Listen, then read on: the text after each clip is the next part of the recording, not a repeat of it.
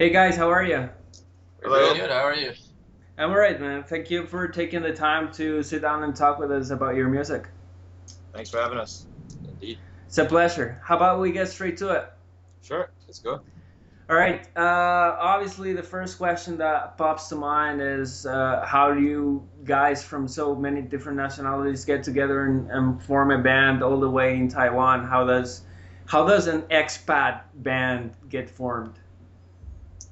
Well, I was the first one to get the ball rolling on that. I'd been a drummer in a few bands back home, and I had been here for a while and hadn't played much music, so I just put out an ad online saying on a local expat forum looking for musicians to jam with, and yeah, that sort of got the ball rolling.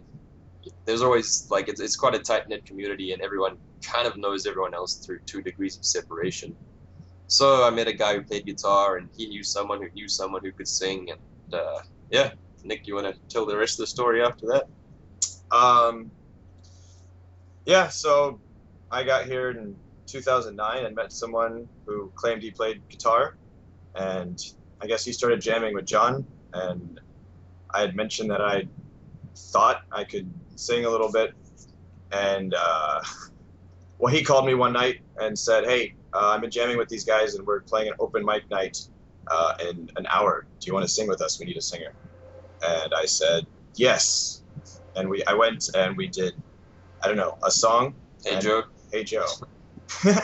And we fought our way through it. I remembered about 12 words, and it was good enough that they had me back. And then we played a couple shows, and then bass player and both guitarists left Taiwan kind of at the same time. And so then it was just John and I looking for a guitar player, and in stepped Paul.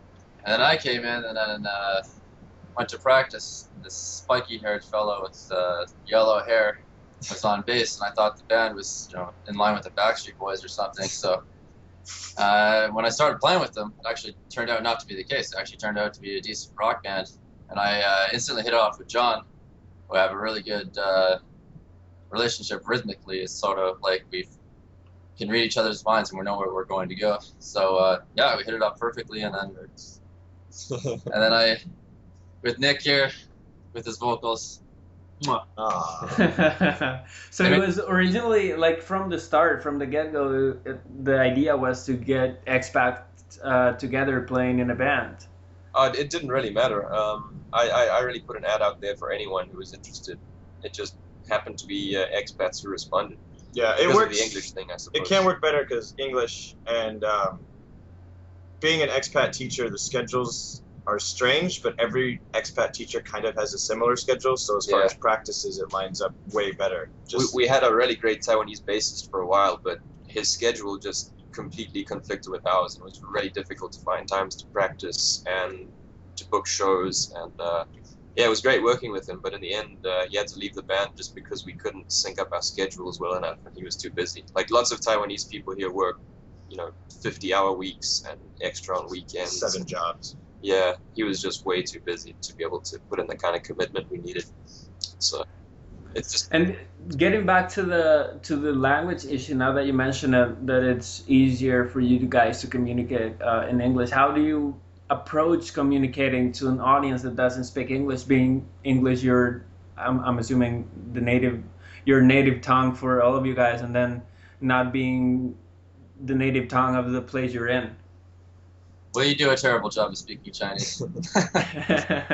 But we hope that the sort of music is the universal language kind of thing That's applies, right. and it does. Lots of people who can't speak a word of English will come up to our Taiwanese friends. We always have sort of one or two Taiwanese friends with us at a show, and they'll say like, "Man, these guys are great, and please tell them we think they're wonderful and this and that." And, we've always had success with Taiwanese people in the crowds who've never heard us and presumably don't understand what we're singing about, but just love the musical energy we put out and the performances we put on. So So that at the end of the day comes with, having basically Taiwanese roadies for translation. Yeah. yeah, yeah. Marketing is more of a challenge, but Really? How come? just with the language barrier. Marketing, like try, How do you approach it though? speaking of the language barrier, how do you approach marketing? Do you do it the old-fashioned way through flyers for concerts, or do you go Yeah. the social networking route and do it through Facebook? Yeah, lots of Facebook. We get friends to translate our flyers when we make them, so it'll always have an English side and a Chinese side. We've had some contacts who've been really kind to us, and they've been able to help, with booking shows and things like that, and help organizing the shows. So, Taiwanese people have always, lent themselves to helping us. They've been really kind to us. All right. Moving on to the musical side of it, because obviously we're here because of the music. I want to talk about your influences because I was listening to your music before doing the interview, and I could definitely hear Nirvana and Foo Fighters present as an influence. I'm not saying you guys are out to to replacing or trying to imitate them, but in the same way that people might be influenced by other bands, I can at least, in my opinion, that's where I hear what are you guys' influences and how do you approach the writing of the music based on those influences. I'll cop to being the biggest grunge influenced member of the band, although John is very close. Yeah, I think what's great about us is we all have a very diverse kind of, within the huge spectrum of rock, we all have pretty diverse influences. Like me, I started out as a kind of a grunge punk drummer, playing in garages. These days I'm much more into like Tool, Danny Carey. I've always been into Black Sabbath a lot. I love their riffs, their style. I love Buddy Rich as a drummer, his jazz stuff. Jimmy Chamberlain from Smashing Pumpkins, like his jazzy influences. So yeah, I like technical drumming, also like very energetic drumming as well, personally. And yeah, I love like 90s music. That's probably my favorite genre to just listen to and rock out to. Like Paul, he's Yeah, I'm a little more old-fashioned. I come from an old classic rock, hard rock background, progressive rock. Bands like Rush, early Genesis. But I also like a lot of some alternative rock. Not necessarily grunge though, but like bands like Smashing Pumpkins, and even some odd stuff too from the '80s, like Depeche Mode. I think those bands were really musical in what they did. So I really dig that stuff too. I was raised on like oldies, like 50s, 60s kind of stuff, and on my dad. And my mom raised me on like soul, like Marvin Gaye, Al Green, the OJs. And then when I came into my own, I guess I gravitated toward the popular music, which was grunge. I guess I kind of roll all of that into whatever. But I think, yeah, as John was saying, the three very vast and different influences, so far, they've meshed up pretty well. Is anybody? This is a personal question. I don't know if it even matters within the context of the interview, but is anybody here a fan of Steven Wilson? Of who? Steven Wilson. Steven Wilson, Porcupine Tree. I've heard of the band, but I Yeah, don't really know much of their stuff, to be honest. yeah. I'm really out of touch with. I'm gonna get you guys some of their music after this interview is over because you gotta That's listen. like- It'll change your life, Cool. Yeah, quite that's- literally. Sweet. Always Well, interested to hear new stuff. Hopefully, literally. If not, then at least to a degree of the figure of speech. Moving on. I was reading that you guys were a cover band, and I read an article. Yeah, for a little bit, and then moved into playing mostly original material. What was basically the trigger to make the leap from playing covers to playing original music? I think just the fact that we were a lot more successful and respected than we kind of expected. Like, I started out just jamming covers with people because that's the easiest thing to do when you don't know someone very well and you don't know what kind of music they like playing. It's just easier to pick up covers, and we figured, well, we're not really taking this seriously. It was just a very part-time hobby for all of us. So, we started playing a few shows as a cover band, and sort of very quickly and surprisingly, we built up an audience, and Yeah, you know, I went home for a while and South figured Africa. went back to South Africa for a year, and I missed this band a lot, and I thought, man, you know, we had so much potential. We should start writing original stuff instead, because these are some great musicians I'm playing with right here, and it would be a waste to carry on just messing around and playing covers in pubs. Yeah. So, I mean, it's one thing to like learn somebody's song, but you sort of have to make it your own, and then you write your own solos for it, and basically that band is getting the credit for it. So we can just perfectly well do this ourselves. So we figured, yeah, why we not? just, I mean, based on, He was gone for a year, and pretty much a calendar year. And he emailed us about 2 months in and said, "I miss you guys. I want to come back and play." He had the summer off, so he said, "I'm going to come back in the summer. We'll give it a trial run, and we'll see what happens." And he came back, and when, I don't know, 3 weeks, we wrote a couple of pretty good songs, probably the songs that you've heard, and played a show, and it was huge. Like, it was probably one of the biggest shows we've ever played, and got incredible feedback, and that kind of solidified it. John went back to South Africa for a few months, came back at the beginning of last year, 2012, and yeah, we've kind of been back at it for about a year, give or take a couple of bases. yeah, Nice. we've done pretty well with the original stuff. So I guess that's gonna be the way to go for recording either an EP or a full album from now on, right? Is there material already in the works to get it back into the recording studio and get that material on tape? We have 11 complete originals right now, and yeah, it's just a matter of like making the time and getting the cash together to get into the recording studio, And finding a proper producer. yeah, that's our main concern, like finding someone who can mix the stuff.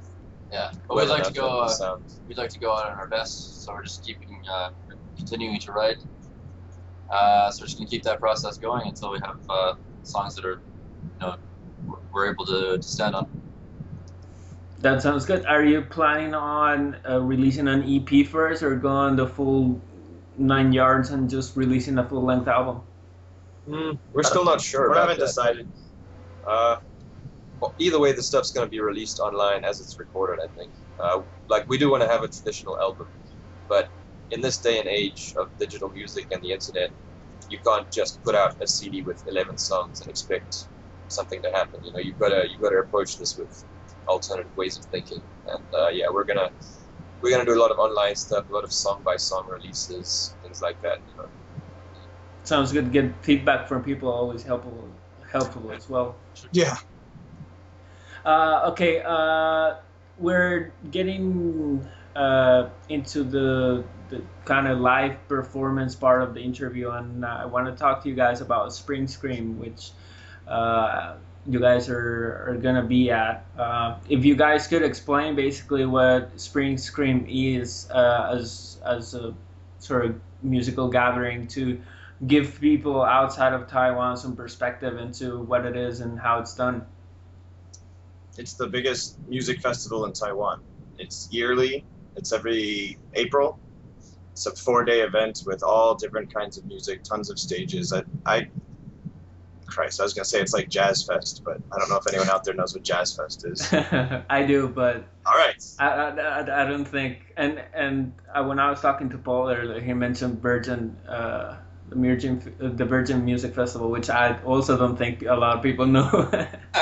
So it's just it's your typical 4-day Hedonistic. weekend. Yeah, lots of nakedness and strippers and mud flung everywhere. No, maybe. So That sounds like a good time. That sounds like my kind of party.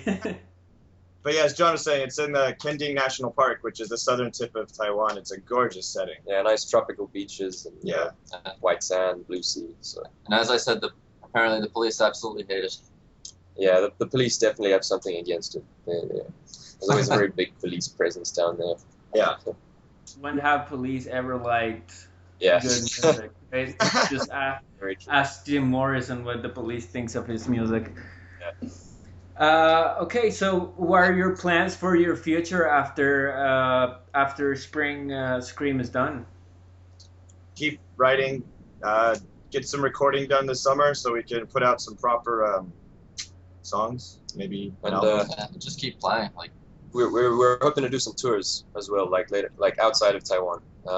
Definitely to some Asian countries closer to us, and hopefully Europe and possibly North America in the nearish future, depending on how things go. But yeah, and South Africa. Like I'm really keen to take my boys back there and show them around and play some shows there. And get hit in the head with a brick.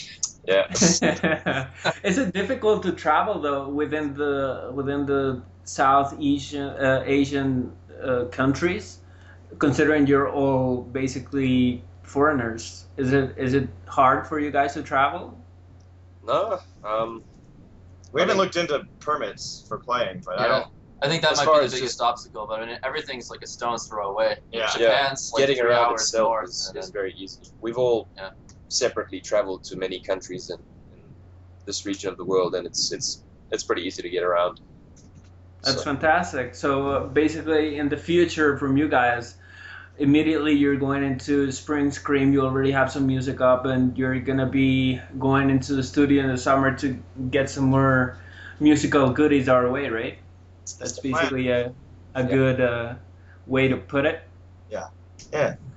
All right, sounds good. Is there anything else that you would like to add to the interview?